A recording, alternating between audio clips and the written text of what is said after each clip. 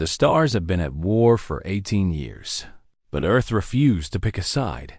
Admiral Claire Bennett stood at the observation window of Sentinel Prime, humanity's largest orbital station. Below her, the blue marble of Earth turned slowly in the darkness. She had spent 30 years in the fleet, watching humanity spread across 12 star systems, building colonies and mining stations and trade outposts. And for all 30 of those years, she had argued the same thing. Stay small, stay quiet, stay alive. The Valkorian Dominion and the Thesan Collective had been killing each other since before Claire was born. Their war had consumed hundreds of worlds across the galaxy. Entire species had been wiped out. Stars had been weaponized. And through all of it, humanity had done the smart thing. They had stayed neutral. Claire turned away from the window as her aide entered the room. "The delegations have arrived," he said. She nodded and walked toward the conference level. Today was going to be difficult.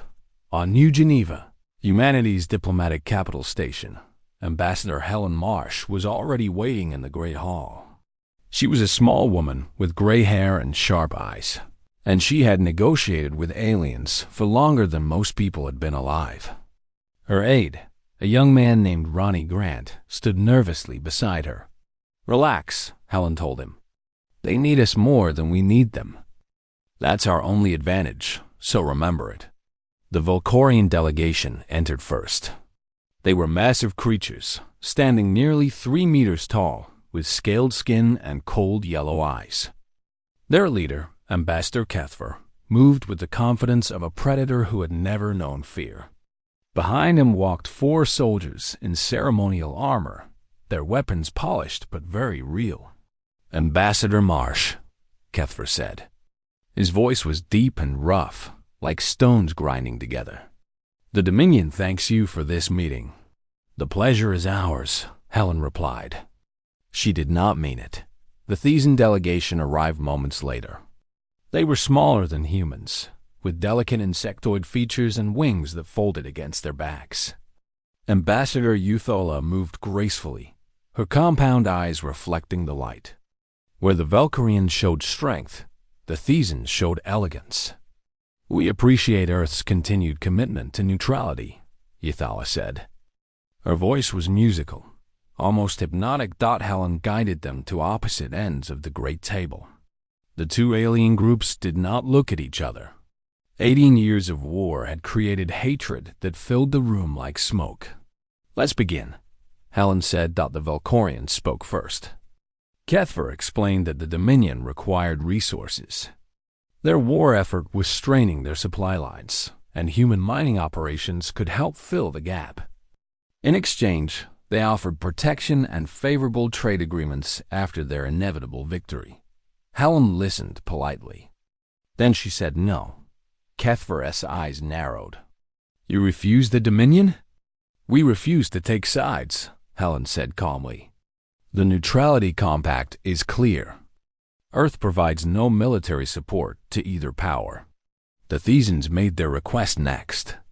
Euthala explained that their fleets needed passage through human space to outflank a Valkorian offensive. They would pay handsomely and promised to respect human sovereignty. Helen said no to them as well. The room grew cold. Both ambassadors stared at the small human woman who had just refused 2 galactic superpowers. "You walk a dangerous path," Kethver said. "Neutrality is a luxury.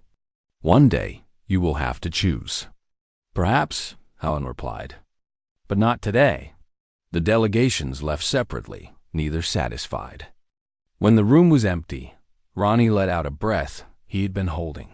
"That was terrifying," he said. Helen smiled, but there was no joy in it. "It's going to get worse. They're both getting desperate. The war is draining them dry, and they see our 12 systems sitting here, untouched, full of resources and shipyards. One of them is going to decide that a neutral Earth is less useful than a conquered Earth. What do? We prepare, quietly, 400 light years away. Lieutenant Commander Danny Ortiz stood on the bridge of the carrier Resolute. He was 34 years old, with dark hair and the restless energy of someone who hated waiting. The Resolute was patrolling the border of human space, watching for trouble that everyone hoped would never come. "Anything on sensors?" he asked. Ensign Miasantis checked her console.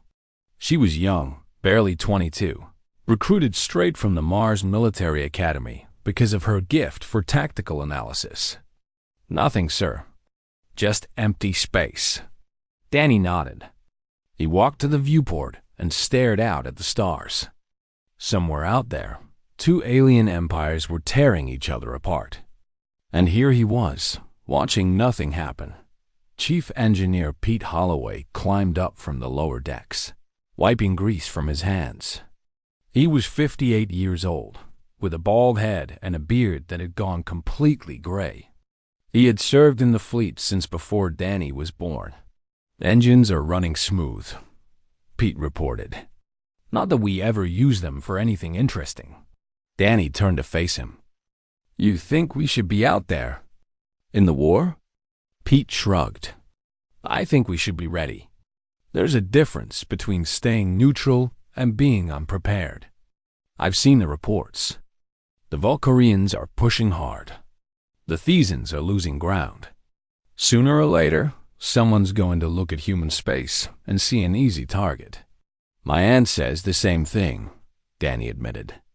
Admiral Bennett was his mother's sister, and she had practically raised him after his parents died in a mining accident. "She's been building up the fleet for years, just in case." "Smart woman," Pete said. Captain Laura Vance's voice came over the intercom. "Senior officers to the briefing room." Danny and Pete exchanged glances. Unscheduled briefings were never good news. In the briefing room, Captain Vance stood before a holographic display. She was 45 years old, calm and professional, with the kind of quiet authority that made people listen when she spoke. "We've received word from command," she said. "A Valkyrian patrol fleet has entered human space without authorization. They claim they're chasing Thesan raiders." Danny felt his jaw tighten. "And we're just letting them?" "Admiral Bennett has given them a 6-hour window to complete their sweep and leave. If they're still here after that, we have orders to escort them out. And if they refuse?" Captain Vance met his eyes. "Then we have a problem." The briefing ended, but Danny stayed behind, staring at the display. 6 hours. The Valkyrians had never entered human space before. Something had changed. He thought about his aunt's words, about Pete's warnings, about the fear he had seen in Ambassador Marsh's reports. Humanity had stayed neutral for 18 years. They had built their fleet and trained their soldiers, and hoped that the war would end before it reached them. But hope was not a strategy. Danny walked back to the bridge and took his station. Outside the viewport, the stars burned cold and distant. Somewhere among them, a Valkyrian fleet was moving through human space, and Danny could not shake the feeling that everything was about to change. He was right. Proxima Station was not an important place. It was a mining outpost at the edge of human space, a collection of metal corridors and processing plants built into an asteroid. 47 people lived and worked there, extracting rare minerals that were shipped back to Earth's industrial centers. Nobody famous had ever visited. No great decisions had ever been made there. But history does not always happen in important places. Greg Tanner had been the foreman of Proxima Station for 11 years. He was a big man with rough hands and a patient voice, the kind of person who solved problems instead of complaining about them. His crew respected him because he worked as hard as anyone and never asked them to do something he would not do himself. His daughter Katie had arrived 3 months ago, fresh out of engineering school. She was 22 years old, with her father's stubborn jaw and her mother's quick mind. This was her first deep space assignment, and she had chosen it because she wanted to prove herself. Without her father's reputation helping her, Greg had pretended to be annoyed when she requested Proxima Station. Secretly, he was proud. On the day everything changed, Katie was recalibrating a sensor array in the outer ring. The work was tedious but necessary. She hummed to herself as she adjusted the settings, thinking about the letter she would send to her mother that evening. The alarm cut through her thoughts like a knife. She grabbed her communicator. "Control, this is Tanner. What's happening?" Her father's voice came back, tight with tension. "Valkorian ships. They just dropped out of faster-than-light travel at the edge of the system. 6 of them." Katie's blood went cold. She had heard stories about the Valkorians. Everyone had. What did they want?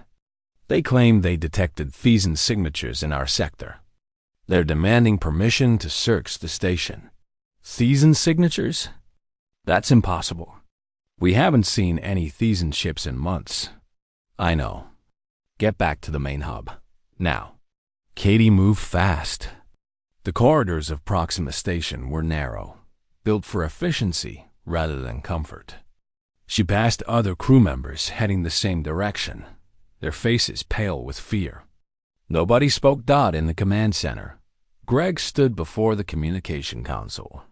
On the screen, a Valkorian commander stared down at him with yellow eyes that showed no warmth.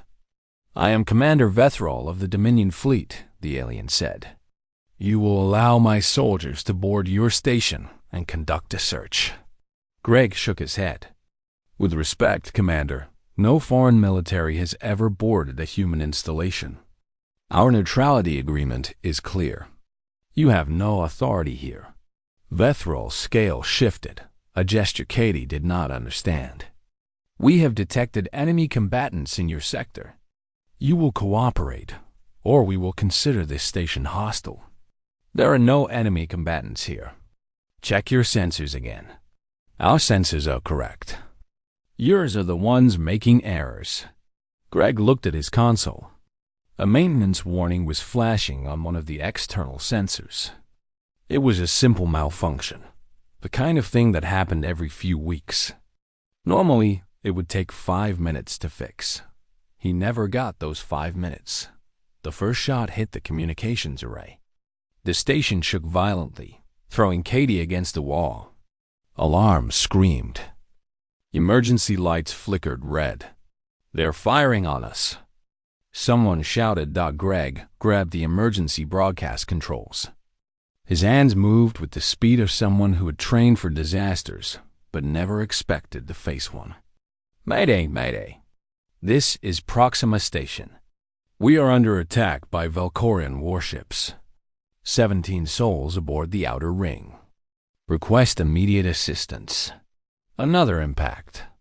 The lights went out, replaced by the dim glow of backup power. Katie pulled herself up. Her head was bleeding, but she ignored it. "Dad, we need to get everyone to the emergency shelters." Greg nodded. He activated the station-wide intercom. "All personnel, this is Foreman Tanner. Move to emergency shelters immediately. This is not a drill." The next few minutes were chaos. Katie ran through the corridors, helping injured crew members, directing confused workers towards safety. The station shook again and again as Valkorian weapons tore through the hull. She saw a breach seal automatically, trapping the vacuum of space on the other side of a thin metal wall dot in the outer ring. 17 people never made it to the shelters. The attack lasted 12 minutes. When it stopped, Proxima Station was crippled. Life support was failing. The communications array was destroyed.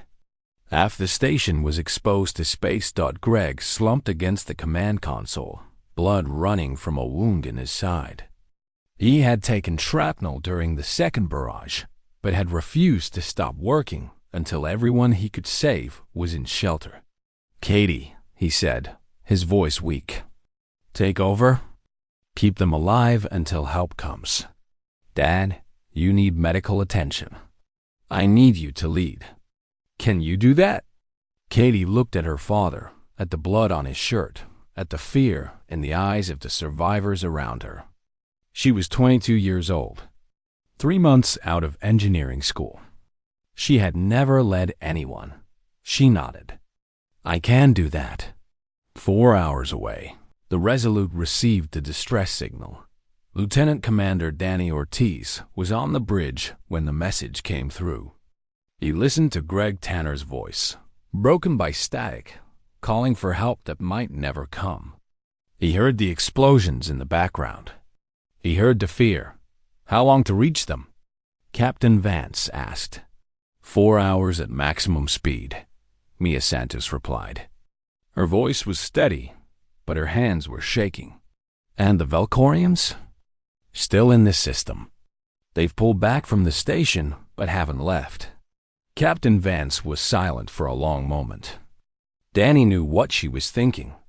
If they engaged the Valkorians, they might start a war. If they did nothing, human civilians would die. Set course for Proxima Station, she said. Maximum speed. Danny felt something shift in his chest. Relief, pride, fear. Captain, if the Valkorians are still there when we arrive, then we'll deal with them. She turned to face the bridge crew. These are our people. We don't abandon our people. The Resolute jumped to faster-than-light travel, racing toward a station full of dying civilians and a fleet of alien warships. Back on Proxima Station, Katie Tanner organized the survivors. 30 people crammed into a shelter designed for 20. The air was getting thin. The temperature was dropping. She did not know if anyone had heard the distress call. She did not know if help was coming, but she kept working. She rationed the emergency supplies. She treated the wounded with the limited medical kit. She talked to the scared and comforted the grieving. When someone asked her if they were going to die, she looked them in the eye and said, no. She did not know if it was true. But sometimes, hope was the only thing that kept people alive. 17 of her colleagues were dead. 17 people who had eaten breakfast that morning, who had complained about the recycled water, who had talked about their families back home. They were gone because a Valkorian commander had looked at a sensor malfunction and decided to shoot first. Katie did not feel fear anymore. She felt something colder, something harder. She felt angry. And 4 hours later, when the Resolute dropped out of faster-than-light travel and Danny Ortiz led a rescue team through the shattered corridors of Proxima Station, Katie Tanner was still standing. She had kept her people alive. Now, someone else would have to answer for the ones she could not save. The rescue was difficult. Danny Ortiz led his team through corridors that were twisted and broken, past bulkheads that had sealed automatically to hold back the vacuum. They found survivors huddled in the emergency shelter, cold and scared but alive. They found Greg Tanner unconscious from blood loss, his daughter refusing to leave his side. They also found the dead, 17 bodies. Some had been killed by the initial blasts. Others had been caught in decompression when the hull breached. Danny had seen death before in training simulations and accident reports. But this was different. These people had not been soldiers. They had been miners, engineers, technicians. They had been civilians, and they had been murdered. While the medical teams worked, Captain Vance held the Resolute in position between Proxima Station and the Valkorian fleet. Commander Vethrol had pulled his ships back, but had not left the system. His voice came through the communications channel, calm and cold. The station displayed hostile signatures, Vethrol said. We acted in self-defense. Vance kept her voice level. A maintenance sensor malfunctioned. That was your hostile signature. Your equipment is not our concern. We detected a threat and responded accordingly. You killed 17 civilians, casualties of a security operation. The Dominion offers its regrets. Danny listened from the station, helping load survivors onto transport shuttles. His hands were steady, but inside, something was burning. Regrets. The Valkorians offered regrets for 17 dead humans. The rescue took 6 hours. When the last survivor was aboard the Resolute, Captain Vance finally allowed herself to breathe. She ordered the ship back to Earth at best speed. Behind them, the Valkorian fleet watched them leave. News traveled faster than any ship done by the time the Resolute reached Earth's orbit. The entire human race knew what had happened at Proxima Station. The recordings were everywhere. Greg Tanner's distress call, broken by static and explosions. The images of the shattered station. The names and faces of the 17 dead. Admiral Claire Bennett watched the footage in her office on Sentinel Prime. She had seen many terrible things in her career, but this was different. This was not a distant war. This was not an accident. This was an attack on human soil by a foreign power. Her communicator buzzed. It was her brother, Secretary of Defense Howard Ortiz. His face was pale. "The president wants options," Howard said. "What kind of options?" "All of them." On New Geneva, Ambassador Helen Marsh demanded an emergency meeting with the Valkorian delegation. Ambassador Kethver arrived with his usual confidence, as though nothing unusual had happened. "The Dominion regrets the incident at Proxima Station," Kethver said. "Commander Vethril acted according to standard protocols. The matter is closed." Helen stared at him. "Closed? 17 people are dead. Casualties occur in security operations. Your station displayed signatures consistent with enemy activity." The commander responded. "The signatures were caused by a sensor malfunction. Your ships fired on unarmed civilians." Kethver waved one massive hand, dismissing the argument. "Technical details. The Dominion will not punish an officer for protecting his fleet. We demand that Commander Vethro be turned over to human authorities for trial." The Valkorian ambassador laughed. It was a harsh sound, like rocks breaking. "You demand?" "Ambassador Marsh, perhaps you have forgotten your place. Earth is neutral. Earth is small. Earth does not make demands of the Dominion." The words hung in the air. Helen felt something cold settle in her chest. "I see," she said quietly. "Then we have nothing more to discuss." Ketver's laugh was broadcast across every human world within hours. News networks played it on repeat. Commentators analyzed it. Citizens watched it, and something changed in them. For 18 years, humanity had accepted neutrality because it seemed wise. They had watched the Galactic War from a distance, grateful that it had not reached them. They had believed that staying small would keep them safe. Now they knew the truth. Safety was an illusion. The Valkorians saw them as weak, as prey, as something to be laughed at. The protests began within days. On Earth, on Mars, on every colony world, people gathered in the streets. They carried signs with the names of the dead. They chanted for justice. They demanded that their government do something. President Marcus Cole was a careful man. He had built his political career on diplomacy and caution. He had won election by promising peace and stability. But even he could feel the mood shifting. He met with his advisors in the secure conference room beneath the Capitol building. Admiral Bennett was there, along with Ambassador Marsh, Secretary Ortiz, and a dozen other senior officials. "The public wants war," one advisor said. "Every poll shows support for military action above 80%. "The public wants revenge," another countered. "That's not the same as wanting war. If we attack the Valkorians, we'll be facing an empire that has been fighting for 18 years. They have thousands of ships. We have 200. Bennett spoke up. 200 ships that have never seen combat. But they're good ships with good crews. We've been preparing for this possibility for decades." "Preparing for defense," Secretary Ortiz said. "Not for attacking a galactic superpower." The debate went on for hours. Cole listened, saying little. Finally, he raised his hand, and the room fell silent. "We will not declare war," he said. "Not yet. But we will not do nothing either." He stood and walked to the window. Outside, the sun was setting over the capital city. Somewhere out there, Millions of people were waiting to hear what their president would do. "I will address the assembly tomorrow," Cole continued. "We will issue an ultimatum. The Valkyrian Dominion has 30 days to surrender Commander Vethral and pay full reparations to the families of the dead.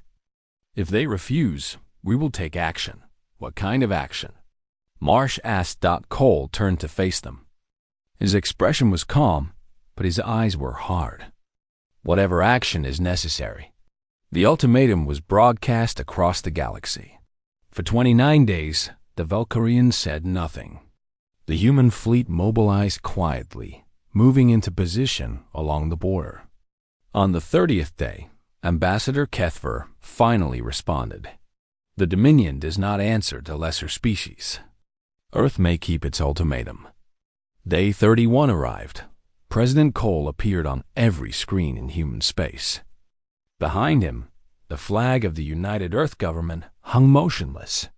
"Citizens of Earth," he said, "for 18 years we have maintained our neutrality. We have built our homes, raised our children, and hoped that the war would pass us by. We were wrong." He paused, letting the words sink in. "The Valkyrian Dominion attacked our people.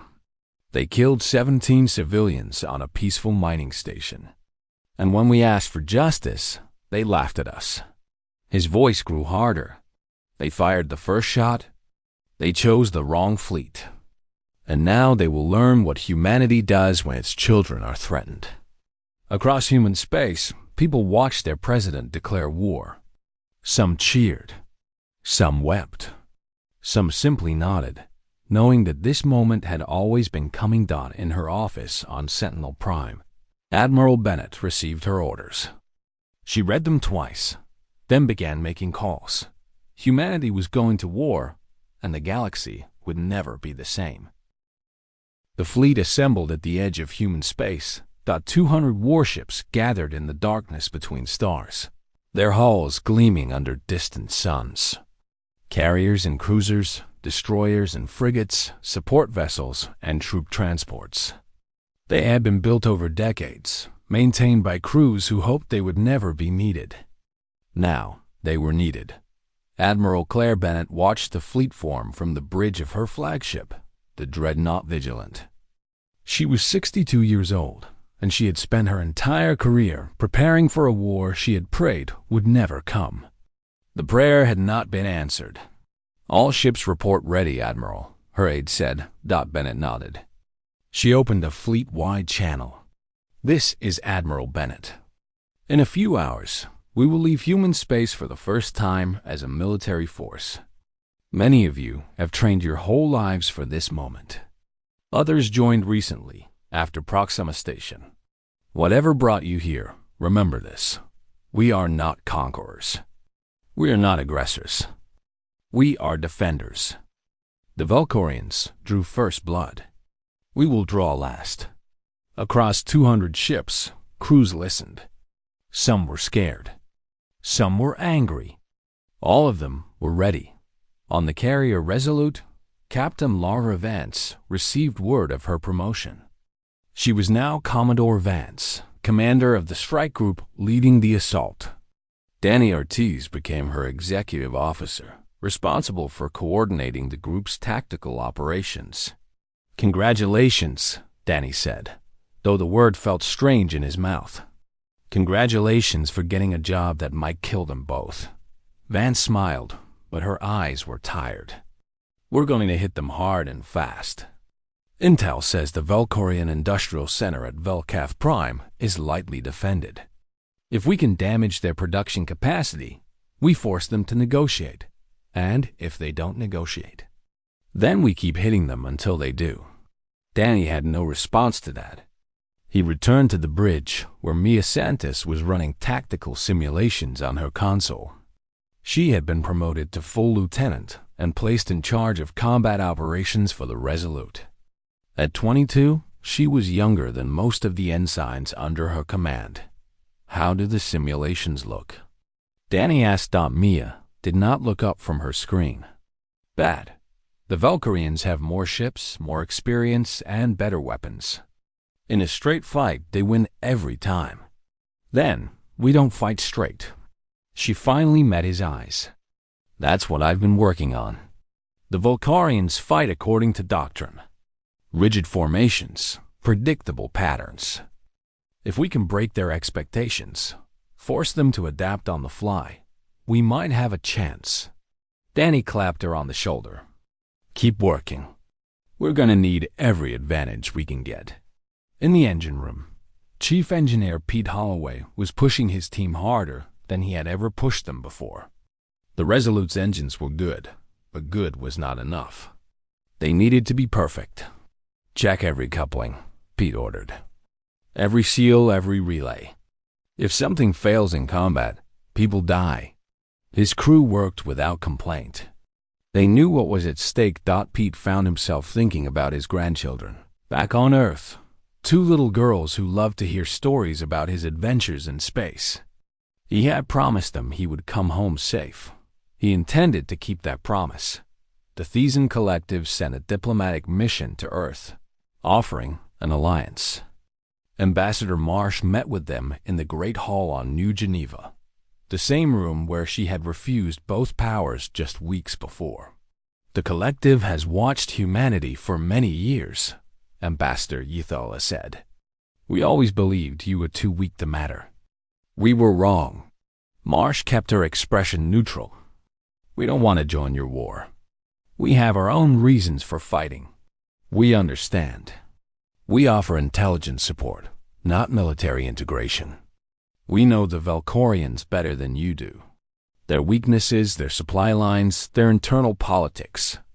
This information could save many human lives. Marsh considered the offer. She did not trust the Thesans. They had their own agenda, their own reasons for wanting the Valkorians weakened.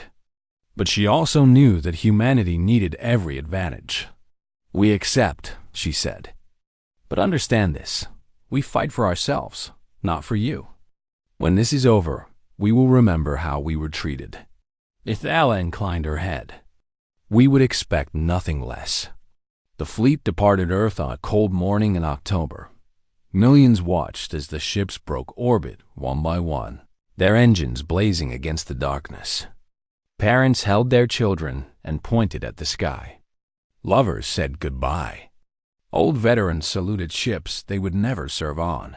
Katie Tanner was aboard the Resolute.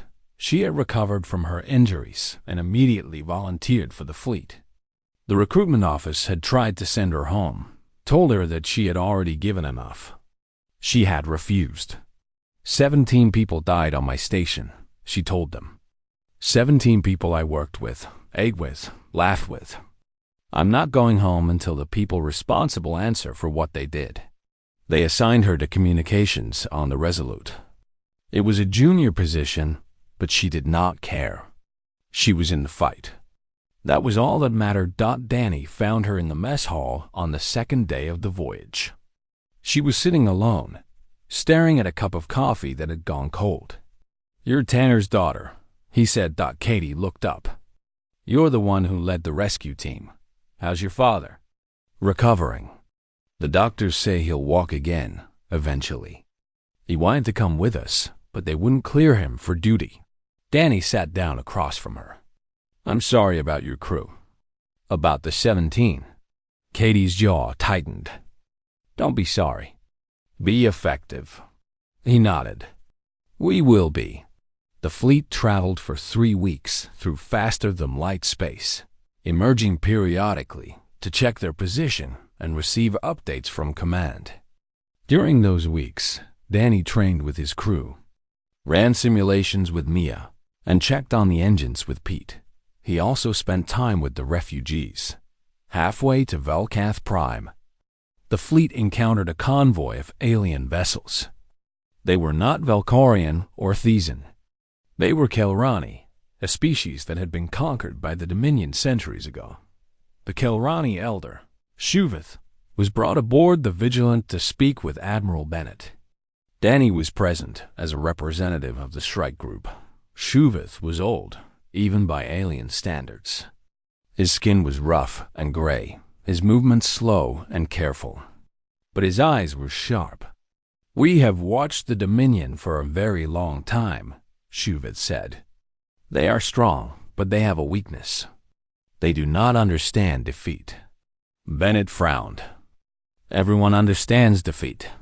No, the Volcorians have conquered 100 worlds because they never stop pushing. When they face resistance, they push harder. When they face setbacks, they push harder. They do not know how to retreat, how to reconsider, how to adapt. In their minds, defeat is impossible, so they never plan for it. Danny leaned forward. What happens when they actually lose? Shuvit's mouth curved into something that might have been a smile. No one knows. It has never happened. The old alien reached out and placed his hand on the table. But I think we are about to find out. Admiral Bennett dismissed the meeting and returned to her duties. But Danny stayed behind, thinking about what Shuvith had said that the Valkyrians had never faced a species that fought back after being hit. They expected fear, submission, surrender. They did not expect anger. They did not expect humanity. On the final night before they reached Velkath Prime, Danny stood at the viewport of the Resolute and watched the stars streak past. Somewhere ahead, an alien armada was waiting for them. Somewhere ahead, Commander Vethral was preparing his defenses. Danny thought about the 17 dead at Proxima Station. He thought about Greg Tanner bleeding in the command center. He thought about Katie, sitting alone in the mess hall, carrying a weight that no 22-year-old should have to bear. He thought about home. And then he stopped thinking and started preparing. Tomorrow, humanity would go to war for real. Tomorrow, they would find out if they were ready. The human fleet emerged from faster-than-light travel at the edge of the Velkath system, and immediately, everything went wrong. The Valkorians were waiting. Admiral Bennett stared at her tactical display, watching red icons multiply across the screen. Intelligence had promised a light defensive force. Instead, she was looking at an armada 3 times the size of her own fleet. Hundreds of ships, arranged in perfect formation, weapons charged and ready. They knew we were coming, her aide whispered. Bennett did not waste time wondering how. She opened a fleet-wide channel. All ships, defensive formation. Prepare for engagement. Commander Vethral's voice cut through the communication channels, broadcast on all frequencies. He had been promoted to Admiral after Proxima Station, rewarded for his aggression. Welcome, humans, Vethral said. The Dominion thanks you for delivering your fleet to us. We will add your ships to our collection. Bennett muted the channel. She did not have time for speeches. The battle began. Valkorian ships surged forward, their weapons tearing through space. The human fleet held formation, returning fire, but the weight of numbers was overwhelming. Within the first hour, 12 human ships were destroyed. Then 20. Then 30. The carrier Dauntless took a direct hit to its reactor core and exploded with all hands. 800 souls, gone in an instant. On the Resolute, Commodore Vance gripped the armrests of her command chair as the ship shook under enemy fire. Danny stood beside her, coordinating damage control teams while trying to keep track of the larger battle. We're losing, Mia Santos said. Her voice was calm, but her face was pale. If we don't change something, we're going to be destroyed. Danny looked at the tactical display. The Volcarians were fighting exactly as expected. Rigid formations, coordinated volleys, overwhelming force. They were winning because they had more ships and more firepower. In a straight fight, they would always win. So they needed to stop fighting straight. Commodore, Danny said. I have an idea. Vance looked at him. Talk fast. Danny pulled up a historical reference on his console. There's an old naval tactic from Earth called crossing the T. You position your ships perpendicular to the enemy line, so all your weapons can fire while only their forward guns can respond. We're not fighting in 2 dimensions. No, but the principle still applies. The Valkyrians are arranged in a flat formation because that's their doctrine. If we split our forces and attack from multiple angles simultaneously, we can concentrate fire on their flanks while their formation struggles to respond. Vance studied the display. It's risky. If the timing is off, we'll be destroyed piecemeal. If we do nothing, we'll be destroyed anyway. She made her decision in seconds. Admiral Bennett, I'm transmitting a tactical proposal. Request permission to execute. There was a pause. Then Bennett's voice came back, steady and calm. Permission granted. All ships, follow Commodore Vance's lead. The human fleet split into 3 groups, each curving away from the main battle before turning to strike the Valkyrian formation from different angles. It was chaotic. It was unpredictable. It was exactly what the Valkyrians did not expect. The counterattack hit them like a hammer. Mia Santos had spent weeks studying Valkyrian shield technology, looking for weaknesses. She found one, a harmonic frequency that caused their shields to fluctuate. She broadcast the frequency to every human ship. Suddenly, human weapons hit 3 times harder. Valkyrian cruisers began to fall. Their rigid formation, once a strength, became a weakness. They could not adapt fast enough, could not respond to attacks coming from multiple directions. In the engine room of the Resolute, Pete Holloway performed miracles. The ship had taken heavy damage, systems failing across multiple decks. But Pete held it together with spare parts, emergency repairs, and pure stubbornness. I need more power to the forward shields, Vance ordered. You'll have it, Pete replied. He rerouted systems, bypassed damaged relays, and somehow found power that should not have existed. Don't ask me how. Just use it. The battle turned. Human ships pushed forward, exploiting the gaps in the Valkyrian formation. Admiral Bennett coordinated from the rear, shuffling damaged vessels out of the line while fresh ones pressed the attack. She lost 37 ships, but she refused to retreat. Then Vethril made his move. The Valkyrian flagship, a massive dreadnought called the Conquest of Worlds, broke from the main battle and headed directly for the Resolute. Vethril had identified Vance's ship as the source of the tactical coordination. Destroy it, and the human counterattack would collapse. The Resolute took hit after hit.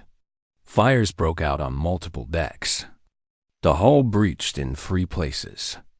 Emergency bulkheads sealed, but the ship was dying. Katie Tanner was at her station in the communication center when she intercepted an unencrypted Valkyrian transmission. She almost dismissed it as noise before she realized what she was hearing. Admiral Vethril was ordering his support ships to ignore the Resolute and target the medical transports, evacuating human wounded. She broadcast the transmission to every human ship. The response was immediate. Human crews, already fighting hard, found a new reserve of fury. Ships that were withdrawing turned back to fight. Captains who had been considering retreat pushed forward instead. The Valkyrians had attacked civilians at Proxima Station. Now, they were trying to murder wounded soldiers. There would be no mercy. Danny made his decision without consulting anyone. Commodore, I'm leading a boarding action against the Valkyrian flagship. Vance stared at him. That's suicide. If we don't stop Vethril, he'll destroy the medical transports. I'm not letting that happen. She wanted to argue. She wanted to order him to stay. But she saw the look in his eyes, and she knew he would go with or without her permission. Take whoever volunteers, she said, and bring him back alive. I want him to face justice. Danny assembled his team in 15 minutes. 30 volunteers, armed with whatever weapons they could find. They loaded into assault shuttles and launched toward the Conquest of Worlds while the Resolute provided cover fire. The boarding action was brutal. Valkyrian soldiers met them at every corridor, every junction, every doorway. Danny lost half his team in the first 10 minutes. But they kept pushing. fighting through the alien ship with a desperation that surprised even themselves. He found Vethril on the bridge. The Valkyrian admiral was huge, even by the standards of his species. He stood before his command throne, watching the battle on his display, seemingly unconcerned by the humans invading his ship. "You should not have come here," Vethril said. "You cannot win." Danny raised his weapon. "We're already winning. One battle means nothing. The Dominion has 1,000 ships for every one of yours. We will crush your worlds and enslave your people. This is inevitable. Nothing is inevitable." Vethril turned to face him fully. His yellow eyes showed nothing but contempt. "You were supposed to stay neutral. You were supposed to be afraid. That is what lesser species do. They cower and submit and hope that we pass them by." Danny thought about Proxima Station, about the 17 dead, about Greg Tanner bleeding on the deck, about Katie keeping her people alive through sheer will. "You fired on our people," he said. "You killed 17 civilians. And you thought we'd do nothing. We are the Dominion. We have conquered 100 worlds." Danny stepped closer, his weapon never wavering. "You've never conquered Earth." The battle ended with the Valkyrian fleet shattered. The conquest of worlds was captured, its admiral in chains. Across the system, Valkyrian ships were surrendering or fleeing. Humanity had won. Admiral Bennett surveyed the aftermath from her damaged flagship. They had lost 37 ships and over 12,000 people. But they had destroyed or captured more than 200 Valkyrian vessels and dealt the Dominion its first major defeat in decades. More importantly, they had sent a message. Ambassador Marsh negotiated from a position of strength. She did not demand conquest. Humanity had no interest in ruling alien worlds. She demanded justice, reparations for Proxima Station, war crimes trials for those responsible, and a guarantee that human space would never be violated again. The Valkyrians, facing the prospect of continued war against a species that could not be intimidated, agreed. A year later, President Cole addressed the General Assembly. "We were neutral because we believed in peace," he said. "We went to war because we believe in justice. And we will remain vigilant because we now understand something the galaxy forgot. Humanity is not prey. We are not victims. And when you fire on our people, we fire back." The Valkyrian Dominion eventually collapsed, fractured by internal rebellions from species who had seen humanity's victory and found hope. The Thesan Collective became a cautious ally. Other powers in the galaxy took note. Admiral Bennett retired and passed command to Commodore Vance. Danny Ortiz was promoted to captain and given his own ship. Mia Santos began training the next generation of tactical officers. Pete Holloway finally took that vacation to Earth he had been postponing for 30 years. Katie Tanner remained in the fleet, transferring to intelligence work. She never forgot the 17 who died at Proxima Station. She made sure the galaxy never forgot either. Earth had never sought to rule the stars. Humanity had wanted nothing more than to be left alone, to build their colonies and raise their children in peace. But the wrong fleet had fired the first shot, and the galaxy learned. In fire and blood,